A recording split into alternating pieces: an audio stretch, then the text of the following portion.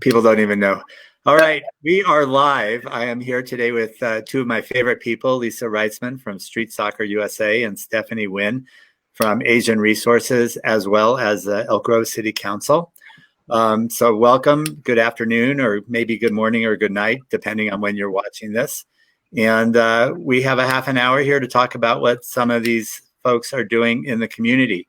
Really quickly, I always do a recap of what we did the night before at City Council.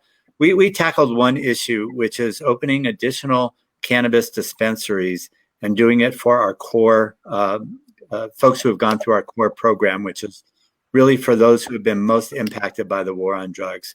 We didn't get to a solution, but we will be soon coming back with criteria to open 10 new dispensaries, which would only be for folks who come from neighborhoods or were impacted negatively, were in jail for the war on drugs. So we want to get to that. It's the right thing to do.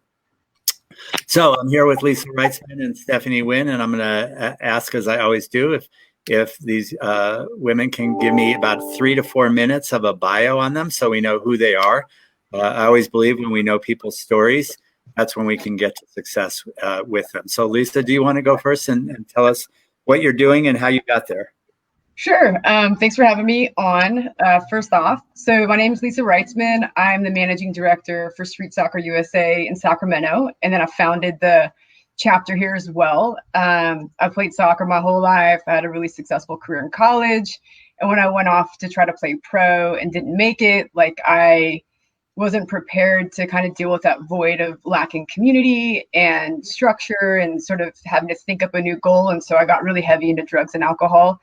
A few years later, after I was arrested a few different times, the last time though was, I was pretty convinced that I would die if I didn't stop using drugs. And so when I was released from jail, I went to a rehab program and learned about sobriety and kind of retraining ourselves with life skills and meeting a lot of women who had never learned life skills or how to work with each other, just because of their life experiences. And then shortly after that, I was introduced to the Street Soccer USA men's program to Volunteers of America Transitional Living. And they asked me to play on their team, and I didn't want to because I thought soccer had taken me down the wrong path. But what I learned is all these guys were just trying to stay sober and rebuild their lives and have something fun to do. And so I started playing with them. And it was the first time I had been really happy in, I don't know, 5 to 10 years. But in sobriety, it was really impactful because it just reminded me that I could still access joy without drugs. And so there were a few other things like national tournaments that Street Soccer USA does and international tournaments. But overall, the experience taught me that those little things of having a safe place to play, playing bad soccer can be just as good as fun soccer. I mean, just as fun as good soccer. And also learn how many people don't have access to those opportunities. And even just what a small amount of joy can do for us. And so that really inspired me to make it available for homeless women in Sacramento. And after a few years of that, we realized that the kids really need to have access to this too. So we do a lot of work in Sacramento, making the game free and accessible with the goals of teaching them the game of soccer, but also what they do while they're playing and how that transfers over into their life outside of that. But that's pretty much it. Great. And we're going to come back to what you're doing kind of around the city of Sacramento and what you have planned, some really exciting stuff. And really the connection too between Stephanie and Lisa for me is how much these two women care about young people in our area and what they're doing. Stephanie, you want to try to talk to us a little bit about how you got to where you are? Yes, I would love to. First, thank you so much for having us on your show, your popular show. Actually, I catch it every single time I can, and I try not to miss it. I've learned so much from it. So thank you for giving us this opportunity. My family came during the fall of Saigon in Vietnam as boat people, and my family was accepted in Australia. And from Australia, they were sponsored into Louisiana. So I'm actually a Southern girl. I was born in Louisiana and came over here at a really young age. So at the time when I learned English, I had a Southern accent and lost it over the years, but it was interesting for folks here in California to see a little girl, an Asian girl with a Southern accent trying to speak English. And so once in a while it'll come out, probably not today.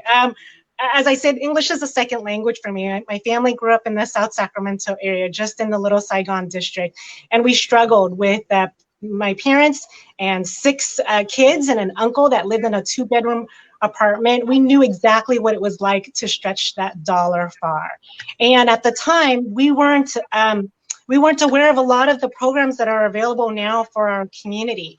And if I'd known then, I feel like I'd be in a so much better place. But I also know that what I went through has shaped my life and have given me the passion to be able to give back to the community and work with the community that we do today. So today, I'm the executive director of Asian Resources, an organization that has been around for 40 years, over 40 years now. We serve the community. We have an office in South Sacramento. We have an office in your district, Jay, where I'm in right now in Oak Park. We have an office in the city of Citrus Heights as well, too. We serve over 36,000 community members, and my staff speak, read, and write over 20 different languages. 90% of my staff here have gone through the system, whether they were homeless, spent time in jail, prison, a gang member, or had barriers, foster families, ran away from home. And so I get it. One of my biggest rule here at ARI is that we never say no. No matter what, if somebody walks to the door asking if we sell tires, we may say no, but we're going to find you a place that's close enough to tell you where you can go to find tires. And I have this only because I remember growing up and being in the 3rd grade, I had to go to all of my parents' doctor's appointment and translate for them. So imagine that, a 3rd grader telling your parents what the doctor is telling them and trying to find a way to translate it. And that sometimes we would get to an office and they'll tell us, you're in the wrong place, you got to go here. We'll go there and they'll tell us we're in the wrong place, you got to go somewhere else. Coming from a low-income family household with a car that barely worked and very little money to pay for gas, I knew what the struggle was like. And so for me, it's about working with those families and those individuals. So my passion in this world, in this life, is to make sure that whatever barriers our families and our community has, that we're there for them. That's why we are in 3 different locations, so that we make sure that if one office is not near you, we have another office that you can go to. And whatever office you go into, we have the language capacity. We have staff that have been through it and have gone through what you've gone through and gotten out of it. I love Lisa's story. I always wanted to cry just hearing what you went through. And I love the fact that what you're doing for our young people here, because our young people are our future. And it takes folks like us who've been through the system and who knows what it's like to struggle to be that role model and to let them know that, you know what, there is more out there for you, and it just needs somebody that's willing to invest in you. And so for me, this is my passion. I love it more than anything. It's not work to me. This is more fun. This is my social life. And so when people ask, what do I do for fun? I go to work. I hate Fridays and I love Mondays because on Fridays I can't work. Everybody goes home for the weekend, but on Mondays, those are like my best days. And so Fridays right around the corner here, but what a great way for the middle of the week to be on your show here, Jay. Thank you so much. Oh, that's great. And let me remind people, if you're watching live and you have comments or questions, just go to the comment bar and type it in.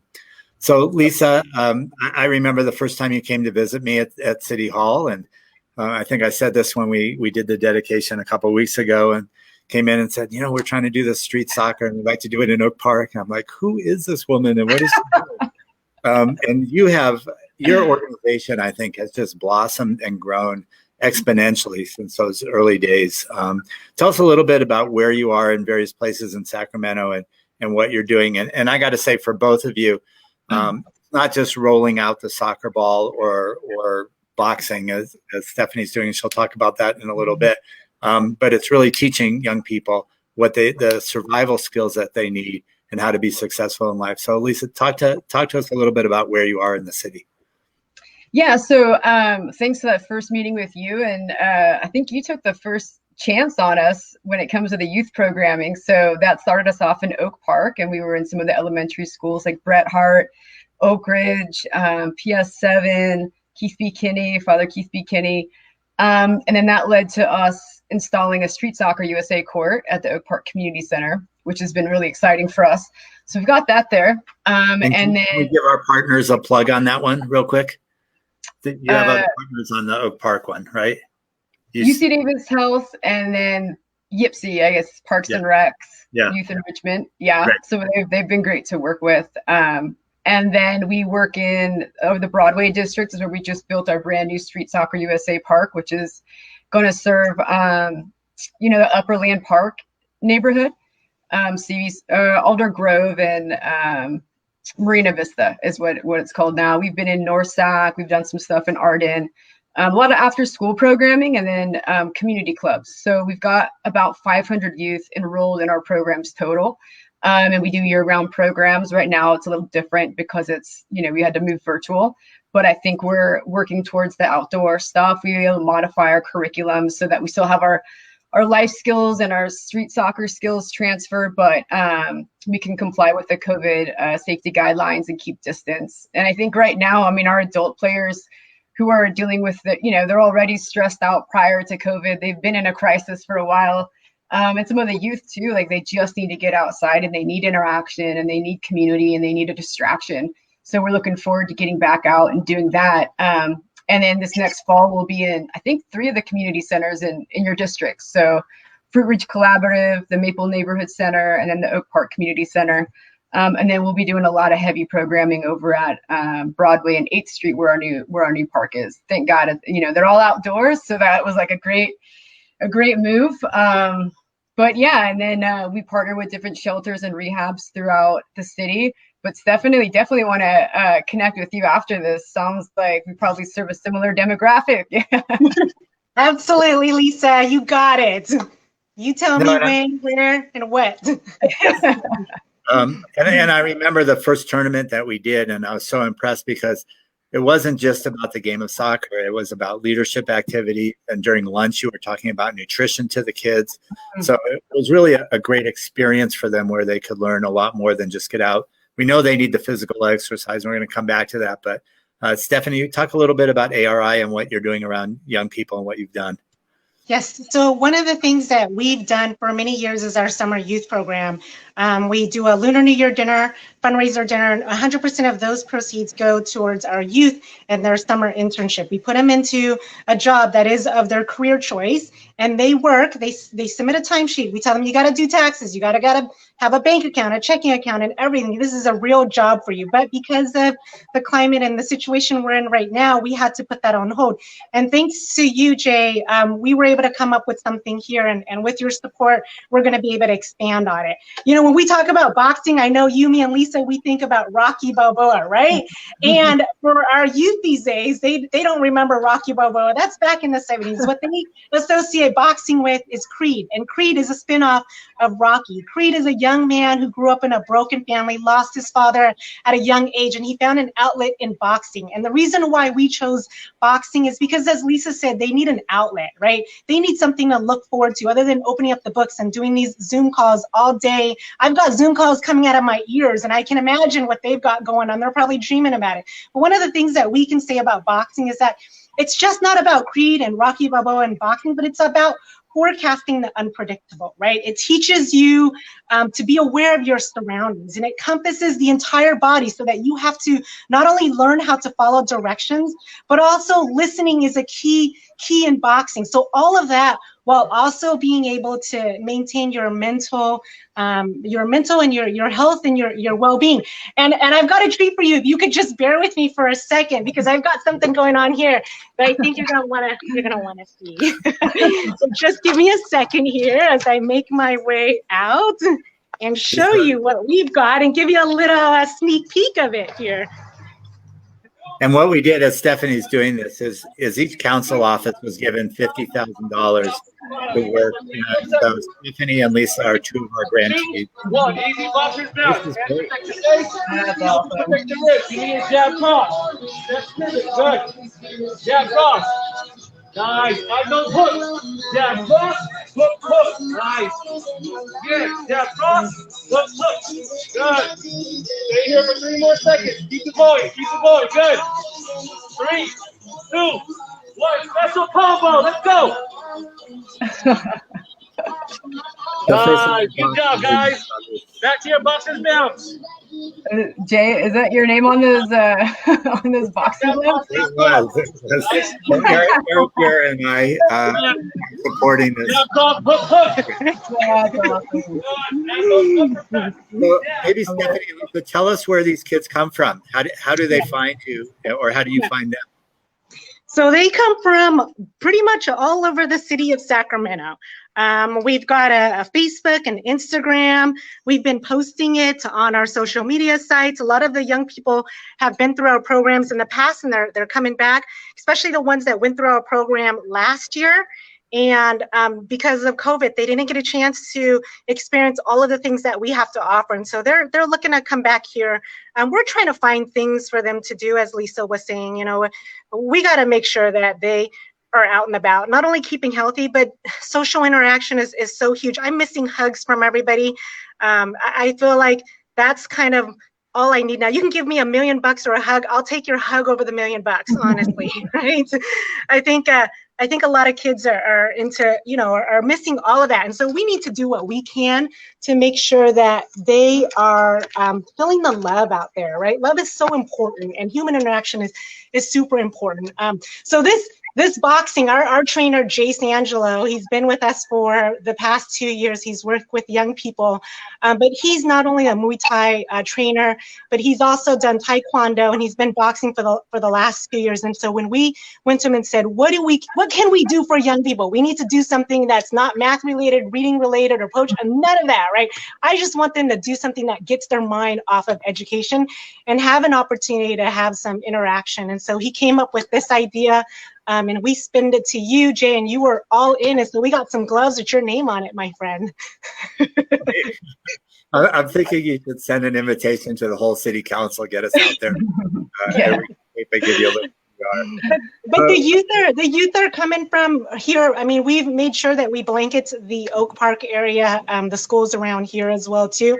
The problem is because of social distancing, and there's only so much time in the day, right, that we have to limit the amount of young people that can go through this program. And so if we can have a bigger space, then I think we could serve more. So right now we are able to accommodate 15 young people per session.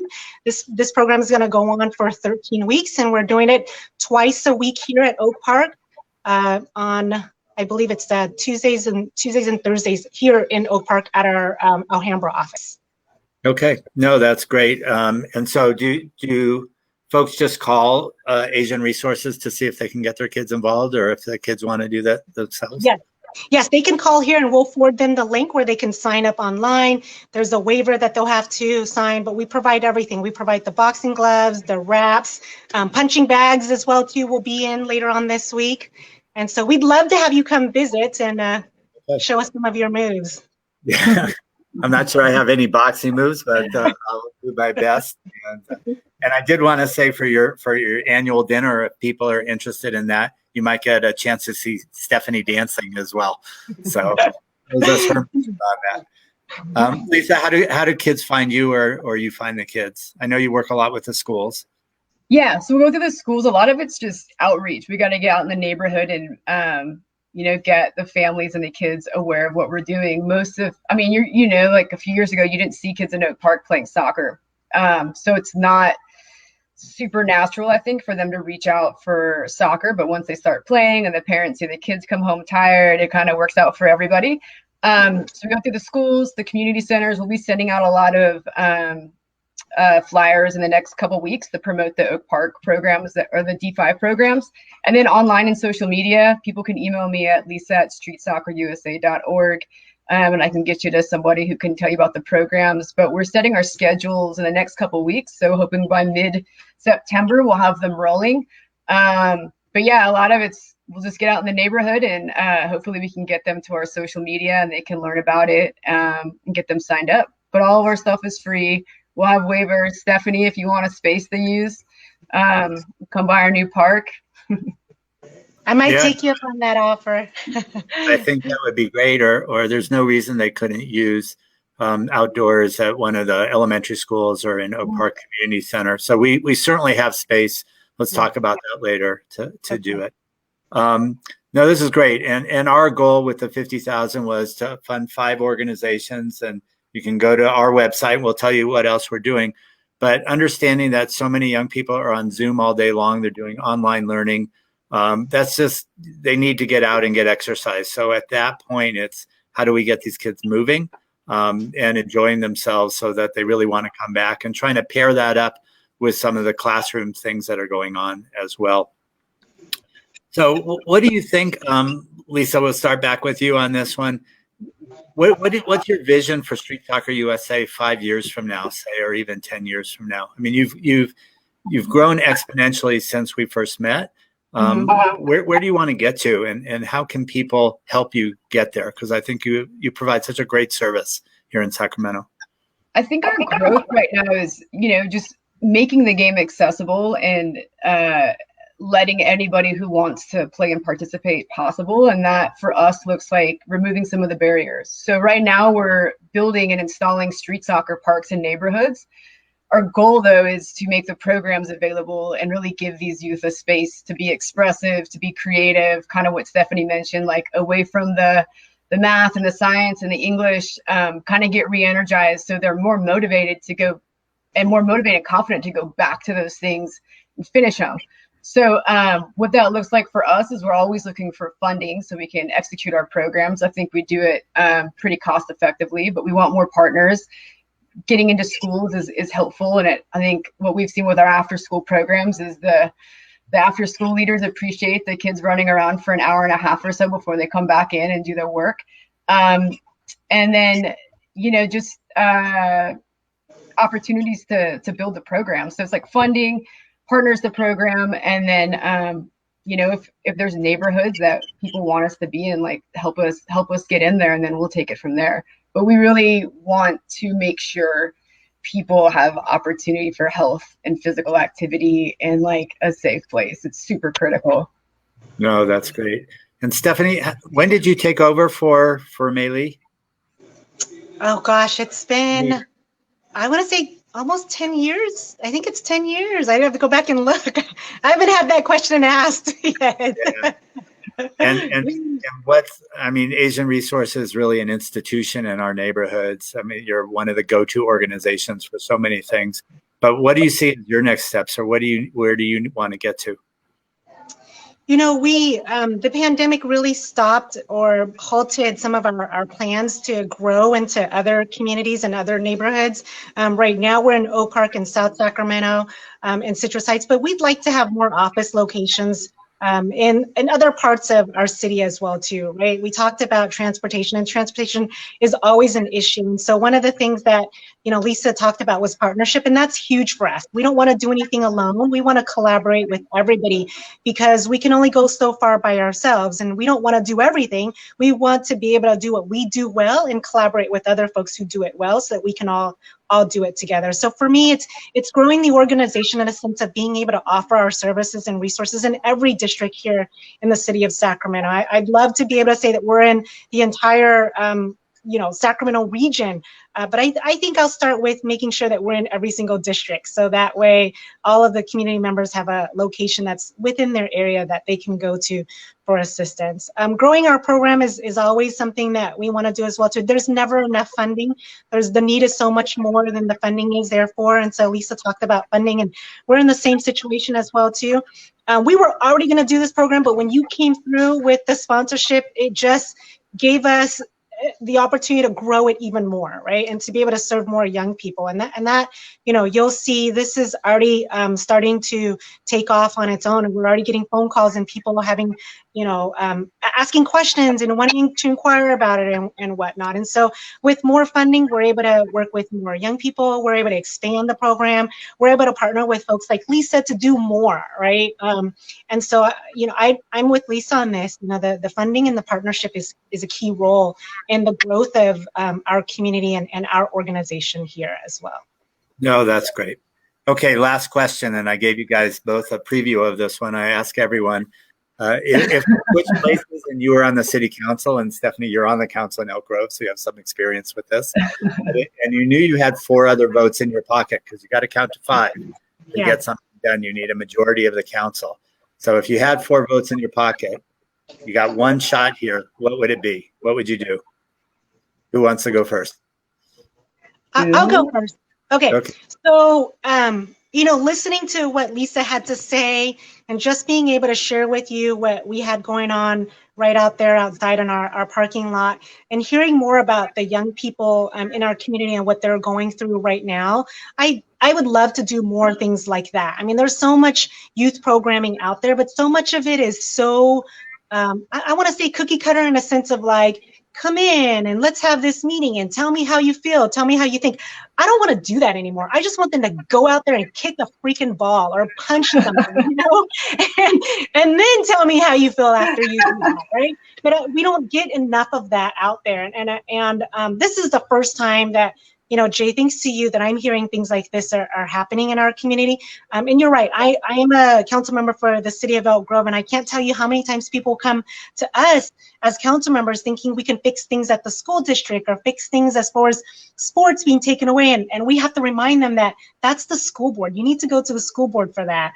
Or even things around youth and workforce development. There's just never enough money for our young people. And our young people are our future. I want to retire soon too, so that I can go hang out with Lisa and you and Nina and whatnot. But I can't do that yet because our young people are not there yet to take over here. And so, if we can invest in more things like soccer and boxing and, just things so that our young people can have fun. They've forgotten what it's like to have fun. Having fun to them is sitting at the computer and playing, I don't know, Roblox and these computer games that I've never heard of before, right? And so you tell young people, go out there and play. What's that mean? What do you mean play? What do you got to do? Or if they're all together, you see them all on their phones and they're all on their tablets. And I want to just take that all away and tell them to go eat mud like what I did. Really, I ate mud, But I think if we invested more into things like that, if I had the votes, I would say, you know what, we need to do more of this stuff right here and remind young people what it's like to really be young.